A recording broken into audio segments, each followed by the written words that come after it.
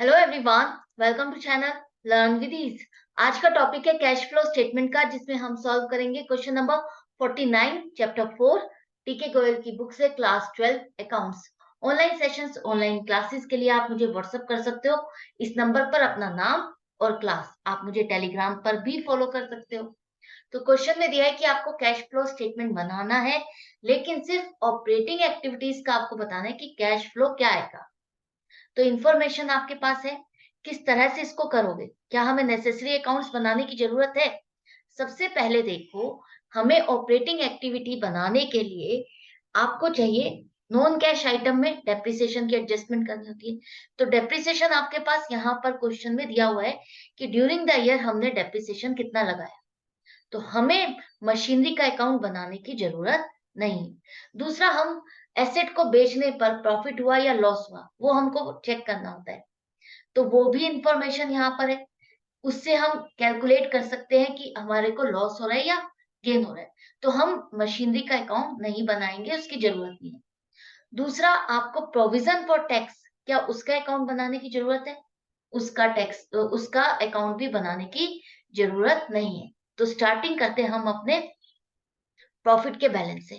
Profit का balance क्या है? देखो, पिछले साल का आपका 89,000 का बैलेंस आ रहा है इस अकाउंट में, जो कि बैलेंस शीट में आपके आ रहा है।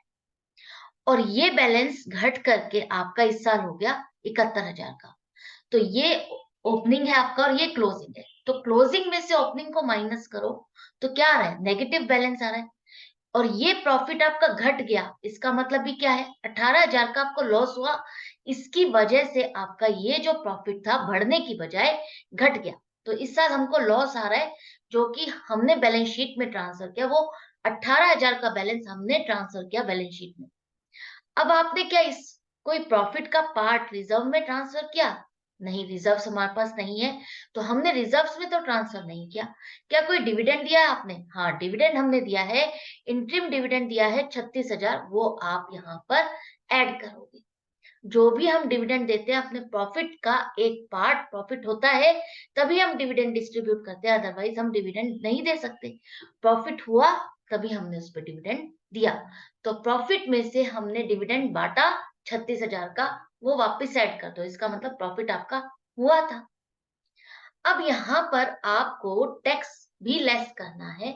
और वो टैक्स हम कौन सा लेस करते हैं? जो प्रोविजन आपने किया, जो आपके पास यहाँ पर इंफॉर्मेशन होती है बैलेंस शीट की या अकाउंट के बैलेंसेस होते हैं, प्रोविजन फॉर टैक्स दिया होता है, हम उसी को एडजस्ट करते हैं। या हम अकाउंट बना करके चेक करते हैं कि करंट ईयर में आपने कितना प्रोविजन किया। ऐसा कोई भी इंफॉर्मेशन नहीं है, ना तो ओपनिंग बैलेंस है ना ही क्लोजिंग बैलेंस है आपके पास प्रोविजन फॉर टैक्स की, लेकिन आपने टैक्स की पेमेंट जरूर की है इस साल। अब आप बताओ, जो आप टैक्स की पेमेंट करते हो वो कैसे करते हो? वो कौन से टैक्स की पेमेंट करते हो? जो आपने पिछले साल अपने प्रॉफिट पर प्रोविजन फॉर टैक्स किया, उसी की आपने पेमेंट की। यही करते हो ना? या तो आप डिफरेंट अमाउंट पे करते हो, तो कुछ आपके पास इंफॉर्मेशन होनी चाहिए। अदरवाइज अगर आपने जो इनकम टैक्स पे किया है, वही हम मान के चलते हैं कि पिछले साल आपने इसी का प्रोविजन किया था 23,000 का, जो कि हमने इस साल पेमेंट कर दी। तो इनकम टैक्स की पेमेंट आपने की इस साल। तो क्या इस साल आपने प्रोविजन नहीं किया होगा? बिल्कुल किया होगा। लेकिन आप सोचोगे कि मैम लॉस आ रहा है, तो हम टैक्स क्यों पे करेंगे? लॉस पर तो टैक्स नहीं पे किया जाएगा।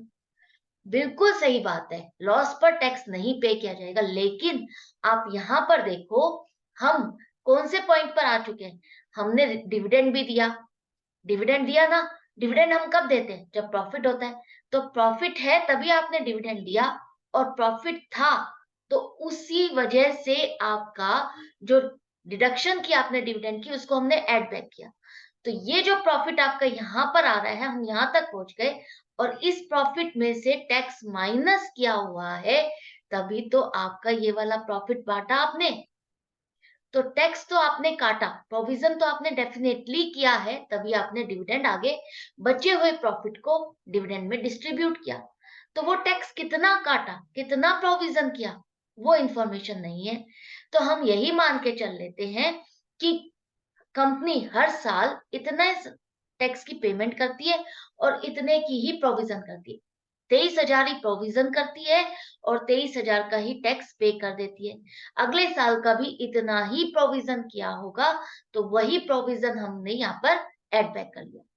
आई होप आपको अच्छे से क्लियर हो गया। क्वेश्चन में आपके पास ओपनिंग और क्लोजिंग प्रोविजन फॉर टैक्स नहीं है, लेकिन टैक्स पेड है। 23,000 का टैक्स आपने पे किया इस साल। तो पे हम कब करते हैं? जब पिछले साल के प्रॉफिट पर आपने प्रोविजन किया। तो पिछले साल का आपने प्रोविजन कितना किया होगा? जो आपने पे किया वही आपका पिछले साल का प्रोविजन था। ये तो हो गया। ये बात तो आपको पता चल गई, पिछले साल का प्रोविजन, ओपनिंग प्रोविजन आपका 23,000 का।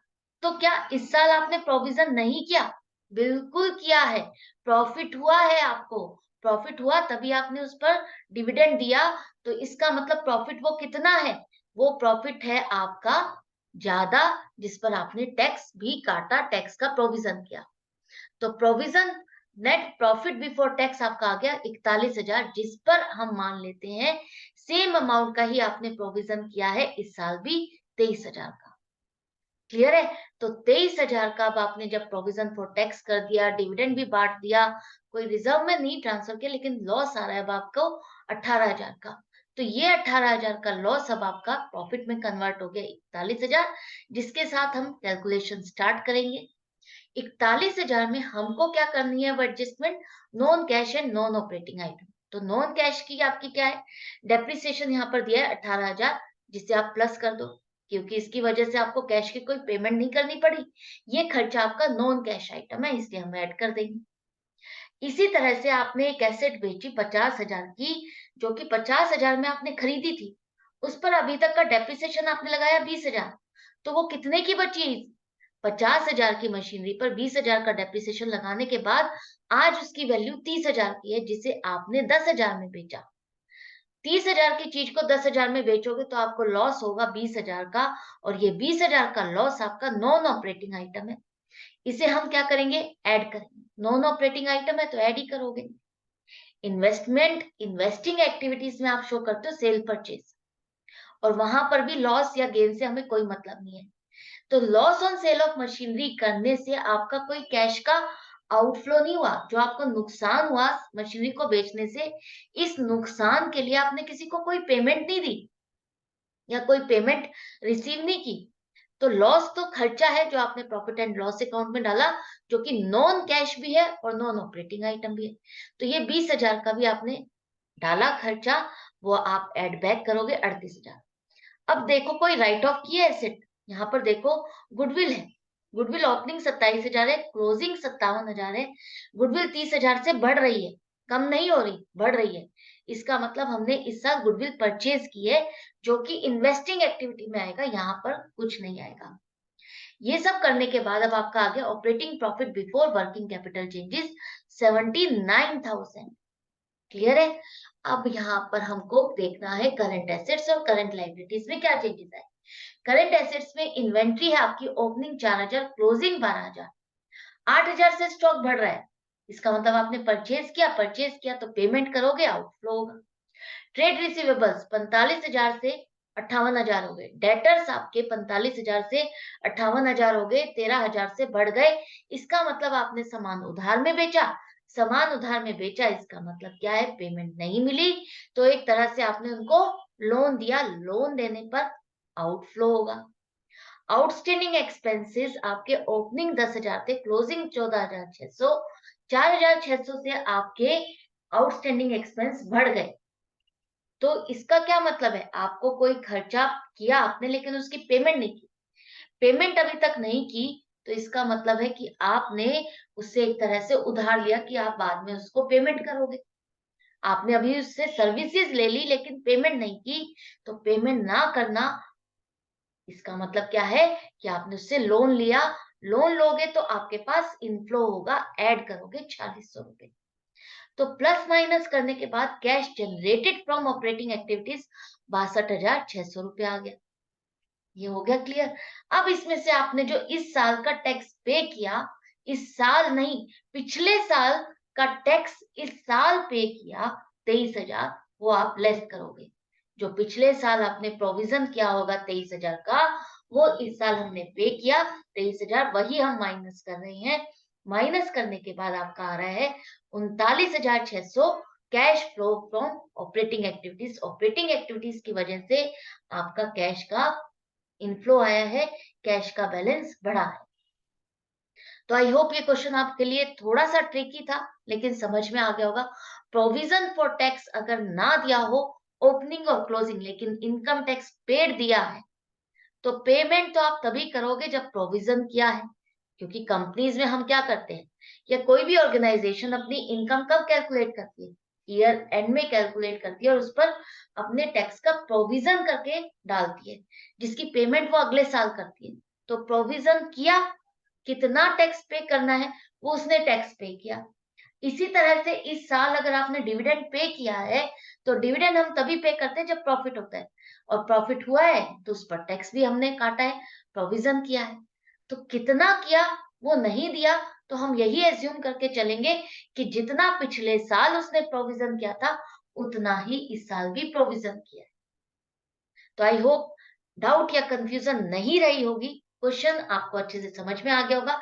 एक नई तरह का क्वेश्चन था जो कि आपको अटका सकता था एग्जाम के टाइम पर, अगर आपने इसकी प्रैक्टिस नहीं की होगी। प्रैक्टिस कर ली है तो अब तो चाहे कुछ भी आ जाए, झट से आप क्वेश्चन को सॉल्व कर लोगे, क्योंकि आपने अपने कॉन्सेप्ट्स को स्ट्रॉन्ग किया है, क्लियर किया है। मिलती हूँ नेक्स्ट वीडियो में नेक्स्ट क्वेश्चन के साथ। Good bye and take care.